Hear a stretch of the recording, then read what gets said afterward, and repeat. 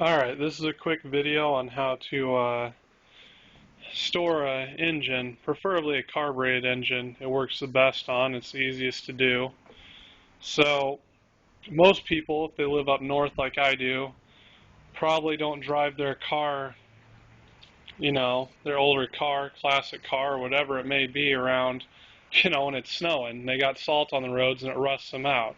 So most people put them away in a storage place like me, or find a place around home to put them, but there's a few basic things one should do to ensure that when they come to get their engine out the following year, everything runs the way it should. So, first thing that I would suggest doing is fogging your engine out, which, you can find fogging oil anywhere, and you just take your air cleaner off your carb, and as it's running, spray it down through into the carburetor, right down through the venturis, so the engine sucks it in, and then I only do that for about 5 seconds, and I go and I shut it off, 5 to 10 seconds, and then what I do is go around and take all my spark plugs out, and in each hole I spray the spray for about 3 seconds probably, and then I hook everything back up, tighten it back up, and I do this to every cylinder, of course.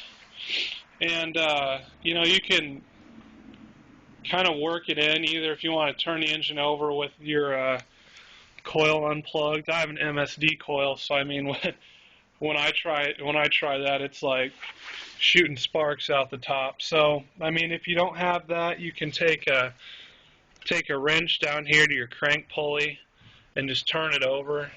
Just turn it over for like 5 minutes by hand. It's not that big of a deal.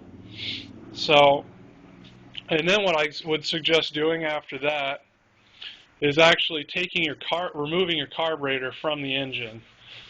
I've had issues with leaving my carburetors on and fuel in them, and it just does not do good things, and I have to take them apart and kind of clean them out. They'll almost kind of gum up after just 4 or 5 months of sitting, sometimes in the cold, it seems. So, and that's relatively easy. Your 4 bolts, you undo your fuel. Hopefully, if you have a bolt, you stick it in here so you don't get a bunch of air all throughout your line and evaporating your gas. So you'd fog your engine. You can pull your carburetor. You don't have to pull your carburetor, but I do, and I would definitely fog out your engine. If you don't, what's going to happen is you're going to have some potentially severe scuffing inside your cylinder walls, because what happens is the moisture will collect in your cylinder chamber and cause it to rust, and all the oil that was on your rings is going to run down to your pan.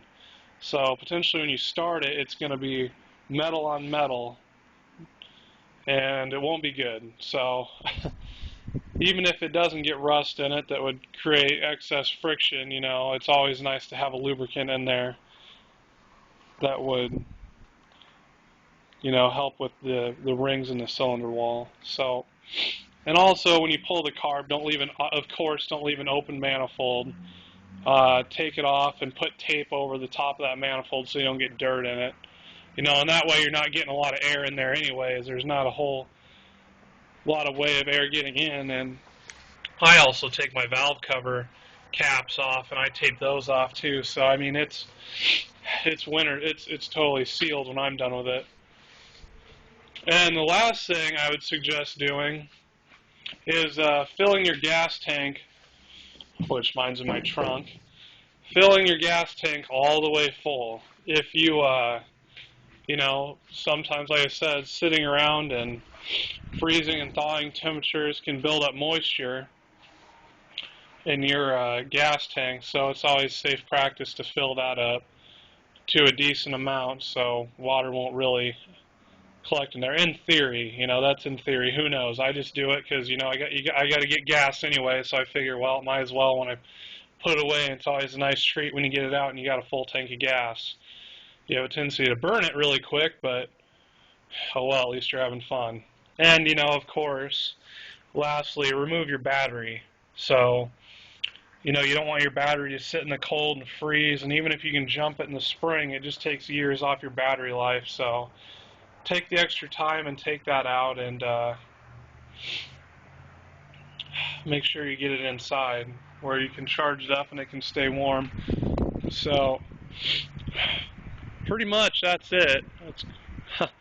That's it. That's an understatement. But if you put in the time, you can always feel safe that next time when you come and get it out, it's going to run exactly the way you would like it to.